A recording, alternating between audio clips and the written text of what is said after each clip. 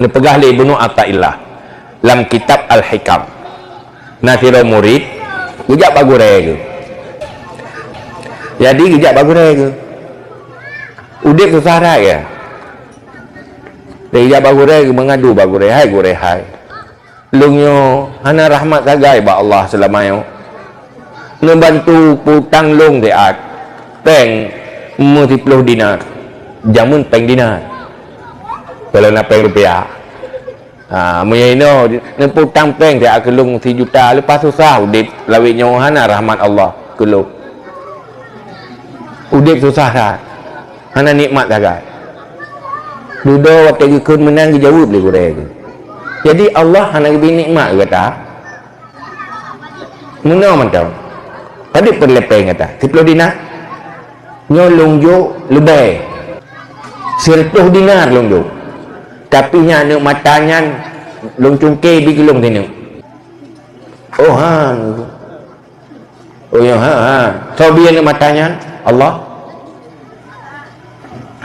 long tambah 200 dinar manduana anu mata juk kelong ini makin halam nyan gaki long koh sebelah kelong long jo oh nujuk kelong sebelah kaki ni koh nyan long di 1000 dinar oh nyan han pusit tak pegah Allah nak bini nikmat kata nyan tadi you lagi tadi you anu mata ini nan de nikmat yang na han tatoh nikmati kitanya ba urang hanaki ya ba urang hanaki je sama-sama udip susah kita yang ba urang hanaki iran yang paling tenang pu ilo aki benar otomatis bujur gerak-gerak dia kira ni ate tak pleh bujur tak pleh ate takwin bujur takwin cukup miyung nyan munyo urung si puntung merempok jaro berahkan senang tak nyo kat dia puntung jaro merempok jaro senang tak urung na jaro na senang dia susah ke pelain ya urung hanaki nam di naki lupa bahagia urung naki lupa susah ke anai betul tak dia berfikir dia pada bidang sepetu yang wilayah katat urung yang najaro hana tinggal dengan senang najaro urung hana jaro lupa hawa ke najaro urung najaro tinggal susah ke pakai hanan cien ba ke pa menderita han tahu belum lai pun kawin trogo ranyo han mesti nan cien hana ke belum padahal najaro cing tadi yung jaronya tetapi hantar tu nikmati sehat jaro sehat kaki hantar nikmati kitanya ba urang tak lagi urang wate ka kena taurak kana tegi pecikok hanya berdepak lah tegi duduk hanya bedak ngek lagi tapi kan yang kitanya baganyan munyo sehat namanya bahagia tak kan